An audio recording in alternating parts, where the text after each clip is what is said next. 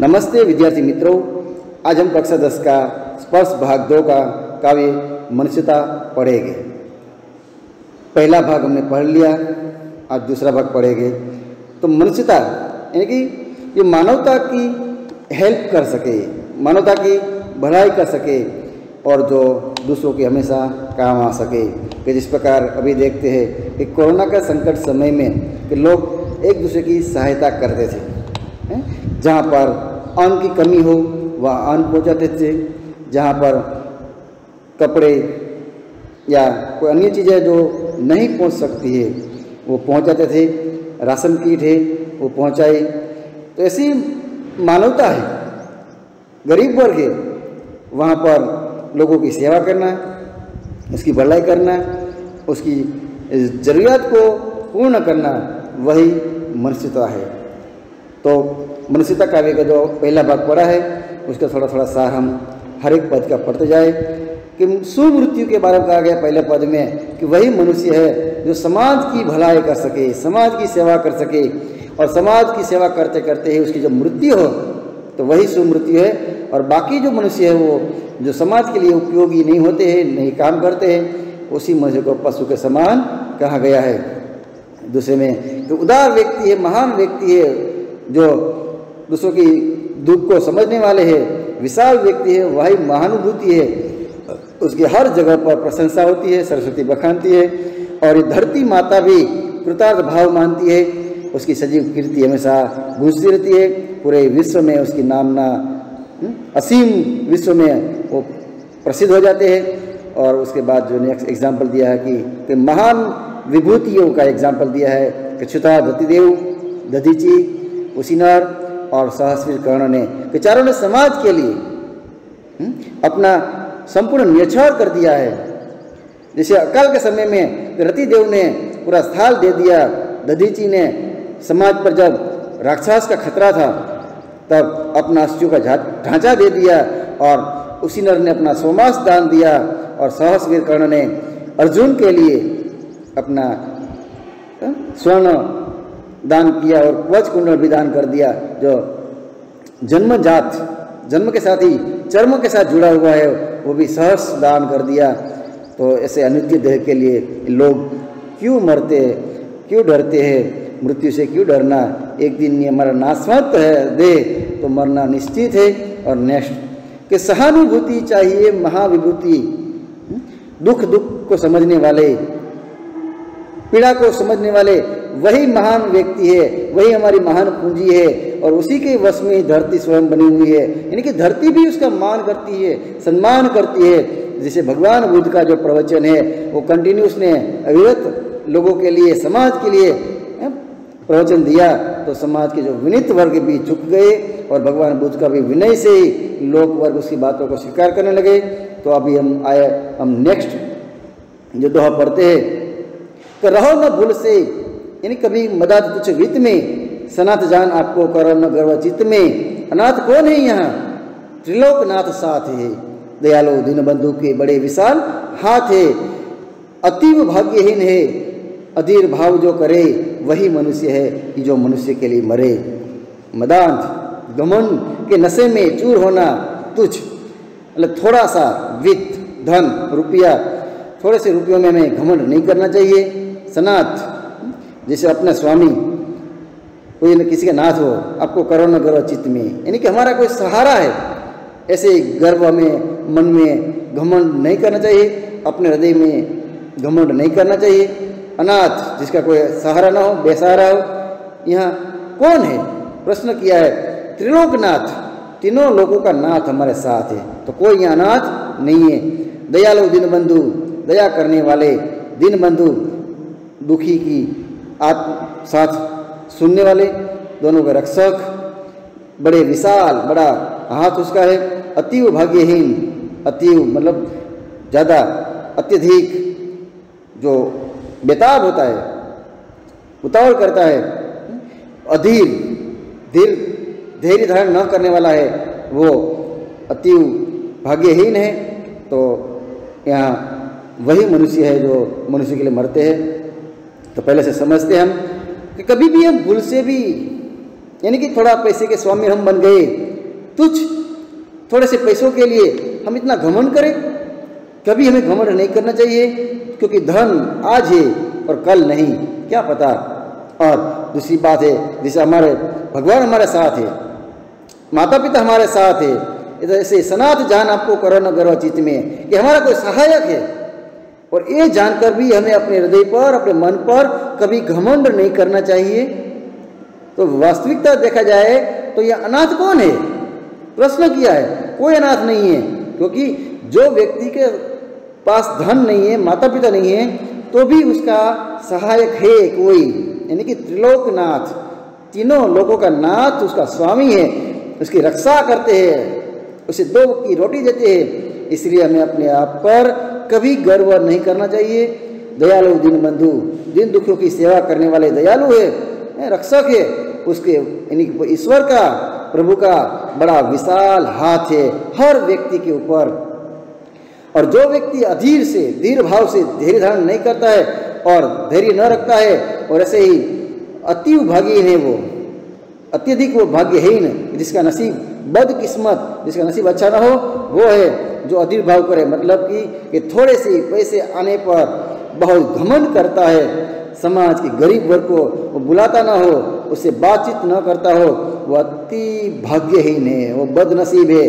क्योंकि ये नसीब है, जीवन चक्र चलता रहता है। नसीब आज अच्छा है तो कल बुरा भी हो सकता है, इसलिए कभी हमें घमंड नहीं करना चाहिए, और हमें जो भी मिला है उसे संतुष्ट रहना चाहिए, व्याकुल रहना नहीं चाहिए। तो वही मनुष्य है जो मनुष्य के लिए मरे।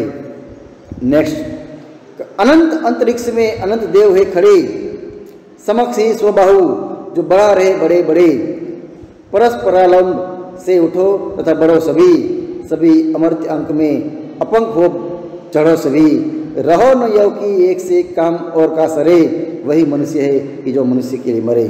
अनंत अंतरिक्ष में, यानी कि अंतरिक्ष जो विशाल असीमित आकाश है, बड़ा है, अंतरिक्ष बड़ा है, आकाश बड़ा है, तो देव देवता आसमान में हमारी सहायता करने के लिए खड़े हैं, समक्ष मतलब सामने, स्वबाहु मतलब अपनी भुजाएं, अपने हाथ, परस्परालंब एक दूसरे के साथ सहारा लेकर आगे बढ़ना है, उठो आगे बढ़ो। अभी अमर्त्यांक मतलब देवताओं की गोद, अपंक दाग रहित मतलब कीचड़ रहित, चढ़ो सभी, रहो न यो की एक से एक काम और का सरे, लेकिन काम सरे का काम निकले, ऐसा मदाद, ऐसे घमंड में न रहो कि हम अकेले काम कर लेंगे। तो वही मनुष्य है जो मनुष्य के लिए मरे। समझते हैं कि अनंत अंतरिक्ष में, विस्तृत आकाश में अनंत देवता, असंख्य देवताओं खड़े हैं हमारी सहायता करने के लिए, हमारी मदद करने के लिए। समक्षी स्वबाहु हमारे सामने आए, अपने हाथ को फैलाए हुए, आप अपना कर्म करते रहो, हम आपकी रक्षा करने वाले देवता लोग खड़े हैं, बड़े बड़े हाथों, विशाल हाथ से हमारे ऊपर कुर्बान है, मेहरबान है। और इसीलिए कहते हैं कि आप अपना कर्म करते रहो, और कर्म करने में दूसरे लोगों को भी साथ चलाओ, यानी कि परस्परालंबन, एक दूसरे का सहारा लेकर। क्योंकि एक व्यक्ति है वो अकेला पड़ जाता है, तो हमें सभी पारिवारिक गांव शहर को साथ में लेकर आगे बढ़ना चाहिए। जैसे कहा भी है ना, एक अकेला थक जाएगा मिलकर बोझ उठाना, तो उसी प्रकार साथ में लेकर हम काम करेंगे तो हर काम हमारा आसान हो जाएगा, और हम भी उठो मतलब हम सफल हो गए, तो सभी बढ़ो सभी आगे। हम अकेले काम करेंगे तो काम नहीं होगा, तो साथ मिलकर काम करेंगे तो हम उस काम में सफलता प्राप्त करेंगे और हमारा विकास होगा, साथ साथ हम सभी का विकास हो जाएगा, क्योंकि हम सब साथ में काम कर रहे हैं। इसलिए ऐसे काम करने से, ऐसा कर्म करने से हमारा भगवान भी स्वागत करते हैं। इसलिए कहा गया है कि अभी अमर्त्य अंक में, देवता की गोद में हमने यहाँ समाज में रहकर, मृत्यु लोक में रहकर कुछ अच्छे कर्म किया है, दाग रहित, अपंक दाग रहित कर्म किया है, तो देवताओं की गोद में हमें स्थान मिलता है, बढ़ो सभी चढ़ो सभी, इनकी स्वर्ग में हमें स्थान मिलता है, भगवान के हम चहेते बन जाते हैं। तो रहो कि यह ऐसे मदाद में, ऐसे घमंड में न रहना कि एक से न काम और का सरे, एक अकेले व्यक्ति से काम नहीं होगा, इसलिए हमें सब मिलकर साथ में काम करना है। ऐसे भ्रम में, ऐसे वहम में न रहना कि हम अकेले काम कर लेंगे, तो वही मनुष्य है कि जो मनुष्य के लिए मरे। इसलिए हमें साथ लेकर आगे बढ़ना है, सबका साथ चाहिए और सबका विकास करना है। नेक्स्ट कि मनुष्य मात्र बंधु है, वही बड़ा विवेक है। पुराण पुरुष स्वयंभू पिता प्रसिद्ध एक है। फलानुसार कर्म के अवश्य बाह्य भेद है, परंतु अंतरैक्य में प्रमाणभूत वेद है। अनर्थ है कि बंधु ही न बंधु की व्यथा हरे, वही मनुष्य है जो मनुष्य के लिए मरे। तो मनुष्य मात्र बंधु, सभी मनुष्य भाईचारा की भावना से बंधु संबंधी है, रिश्तेदार है, वही बड़ा विवेक समझ ज्ञान है। हम समाज में रहने वाले व्यक्ति यही समझे कि हमारे संबंधी है, हमारे भाई है, तो बड़ा ज्ञानी है, वो समझदार है। पुराण पुरुष, पुराणों में जिसे पुरुष की संज्ञा की गई, पवित्र इंसान की संज्ञा दी गई हो कि स्वयंभू मतलब परमात्मा स्वयं उत्पन्न होने वाले हैं। पिता प्रसिद्ध एक है। फलानुसार फल के अनुसार, परिणाम के अनुसार अवश्य ग्राह्य बाहरी भेद है। जैसे कर्म करोगे उसी प्रकार हमें सफलता मिलती है, परंतु अंतरैक्य आत्मा की एकता, अंतकरण प्रमाणभूत साक्षी है, वेद जैसे गवाह है। अनर्थ है बुरा है, पाप ही है कि आज मनुष्य ही बंधु ही बंधु की व्यथा पीड़ा न हरे, कष्ट दूर न करे, वही अनर्थ है, समझते हैं। तो मनुष्य मात्र बंधु है, वही बड़ा विवेक ज्ञानी। कि आज हम समाज में रहने वाले सभी व्यक्ति हमारा मित्र है, संबंधी है, रिश्तेदार है, वही बड़ा ज्ञान है, समझदारी हमारी है। तो पुराण पुरुष, पुराणों में जैसे पुरुष की संज्ञा दी गई है, वही परमेश्वर, वही पिता प्रसिद्ध एक है, ख्यातनाम है, हमारी रक्षा करने वाले हैं। लेकिन हमें अपने कर्मों के अनुसार फल मिलता है। तो फलानुसार कर्म, यानी कि कर्मों के अनुसार परिणाम मिलता है हमें, कि जैसा हम कर्म करेंगे, जैसा हम काम करेंगे वैसा फल मिलेगा। तो फल के अवश्य बाह्य बाहरी भेद है, तो जैसा कर्म करोगे वैसा फल मिलेगा, ये इसमें थोड़ा अलग रहता है। परंतु अंतरैक्य आत्मा हमारी है, इसमें प्रमाणभूत वेद है, अंतकरण में साक्षी है कि हमने जो भी काम किया है वो साथ मिलकर किया है, सभी को रिश्तेदार समझकर किया है, सभी को बंधु समझकर किया है, उसका साक्षी वेद है, वेद ग्रंथ है कि हमने एकता से काम किया है, सच्चे दिल से काम किया है, एक सच्ची आत्मा से काम किया है। तो लेकिन यहाँ तो बात यह है कि अनर्थ है कि आज मनुष्य ही मनुष्य की व्यथा को हरते नहीं है, पीड़ा दूर नहीं करते, उल्टा वो खुश होते हैं। तो ऐसा मनुष्य नहीं होना चाहिए कि आज मनुष्य दूसरे मनुष्य की काम आना चाहिए, उसकी मदद करना चाहिए। तो वही सच्चा मनुष्य है, वही विनम्रता है, वही परोपकार है। तो यहाँ पर समाज में रहकर आज हम देख सकते हैं कि आज दूसरे मनुष्यों की हम बुराई करते हैं, दूसरा मनुष्य जब आगे बढ़ता है तो उसका हम नुकसान करते हैं, या तो उसके काम में हम रुकावट डालते हैं। ऐसा कर्म हमें नहीं करना चाहिए। तो वही मनुष्य है जो समाज के लिए काम आए, वही मनुष्य है जो जीवन के लिए, मनुष्य के लिए मरता है, वही मानवता है।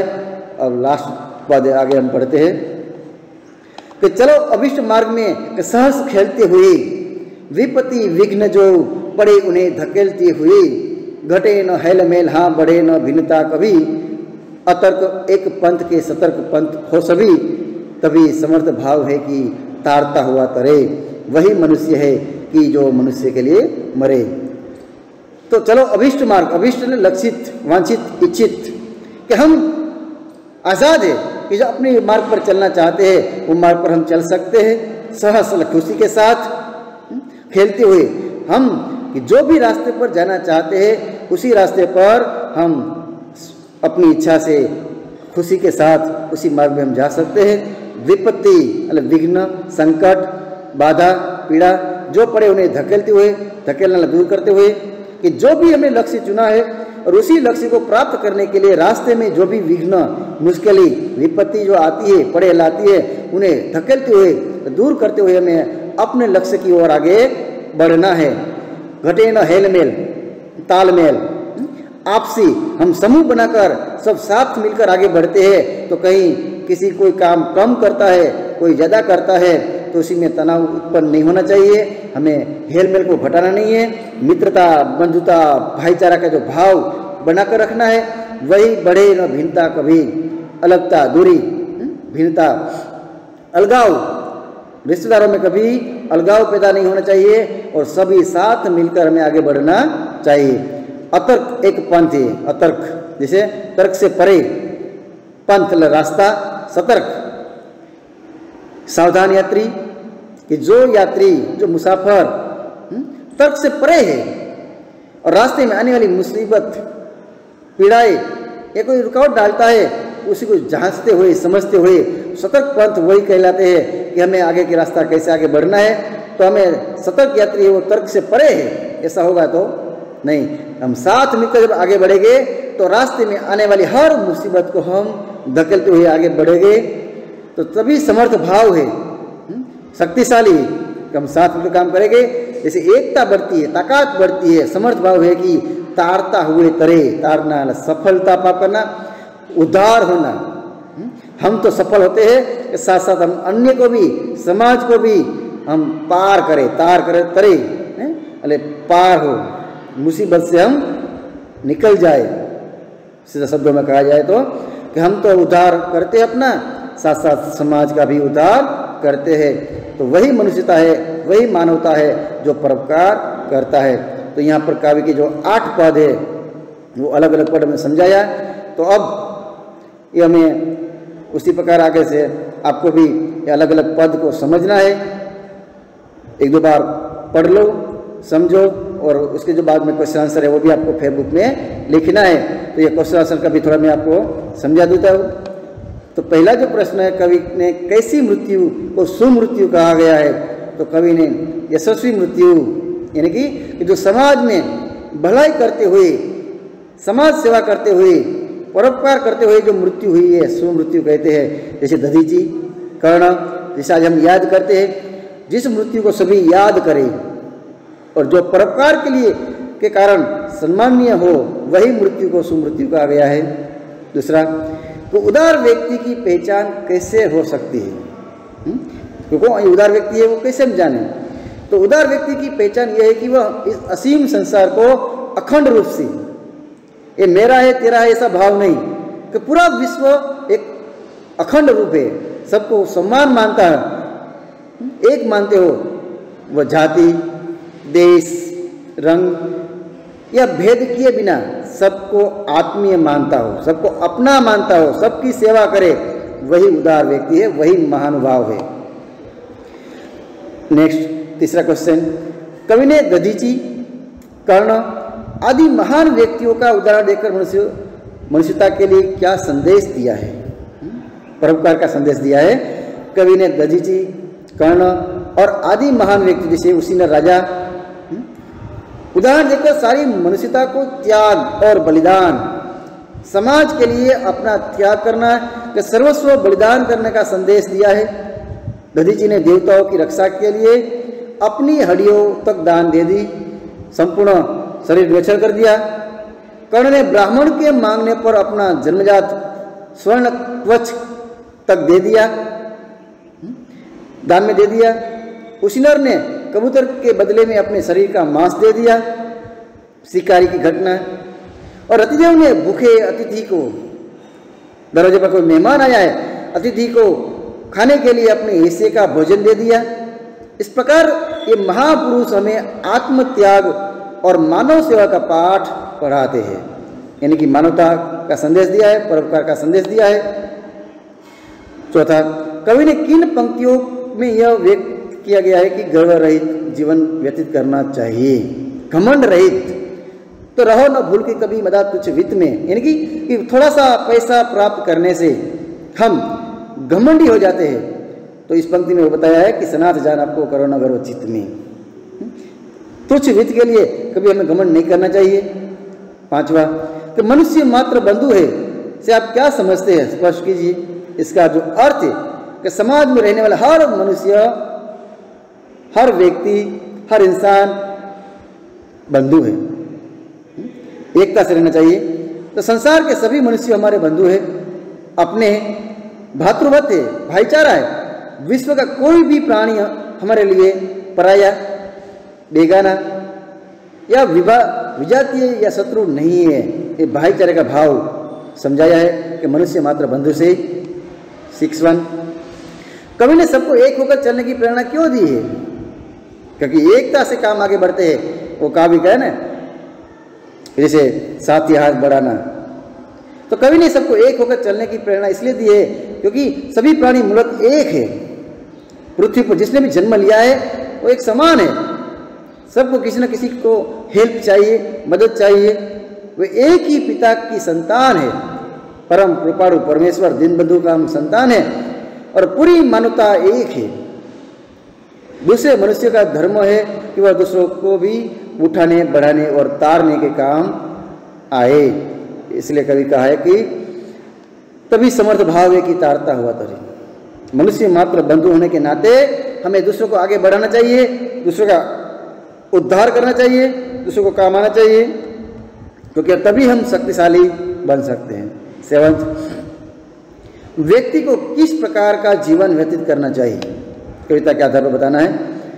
जैसे हमें अपने जीवन जीना है, सुमृत्यु प्राप्त करना है, समाज में अपना नाम रोशन करना है, तो एक कविता में हमें संदेश देती है कि हमें दूसरों के काम आना चाहिए, परोपकार करना चाहिए, दूसरों के सुख दुख को समझना चाहिए।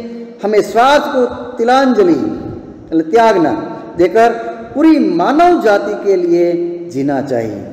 कोई पराया नहीं है, कोई बेगाना नहीं है। हमें पूरे संसार को अपना बंधु मानना चाहिए।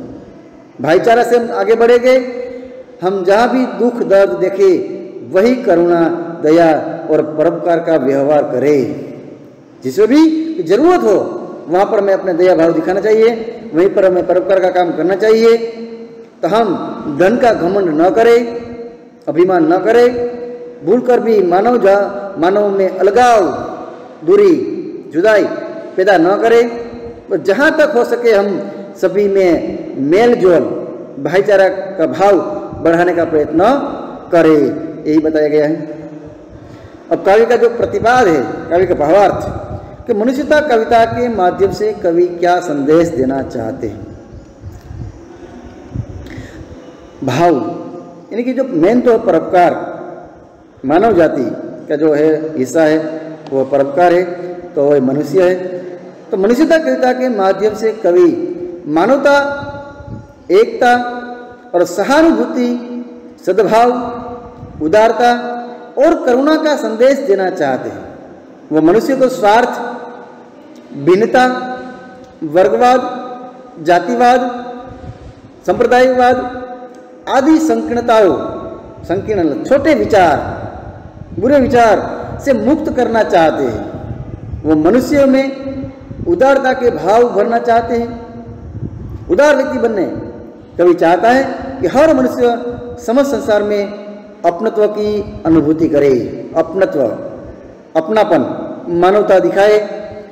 वह दुखियों, वंचितों और जरूरतमंदों के लिए बड़े से बड़ा त्याग करे, दूसरों की सेवा करने के लिए अपना सर्वस्व बलिदान करे और बलिदान के लिए, नियोछर होने के लिए हमेशा तैयार रहे। जिस प्रकार एग्जाम्पल इसमें आया था, कर्ण, दधीची, रतिदेव, उसिनर आदि के अतुल त्याग के लिए, अतुल जिसकी भी कोई तुलना न कर सके, परोपकार किया उन लोगों ने। अतुल त्याग से वो प्रेरणा ले, हम कुछ सीखे, वो अपने मन में करुणा का भाव जगाए। दुख दर्द यानी कि दूसरों व्यक्ति के प्रति जो दुखी है उसके प्रति अपने मन में करुणा जगाए। वह अभिमान, लालच और अधीरता का त्याग करे, क्योंकि अभिमान, रावण का एग्जाम्पल हमने देखा, अभिमान से हमारा सर्वस्व नष्ट होता है। लालच कहते हैं लालच बुरी बला है, लालची व्यक्ति कभी सुख प्राप्त नहीं कर सकता है।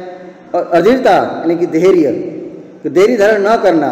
कभी कभी हम भी जल्दबाजी में कोई काम गलत कर देते हैं, तो हमें इन तीनों दुर्गुण को त्याग करना है और एक दूसरे का सहयोग करना है, साथ देना है और सहयोग करके देवत्व को प्राप्त करना है। प्रभुत्व तो मिलता है, यानी कि समाज प्रभु की भांति लोग हमें याद करते हैं।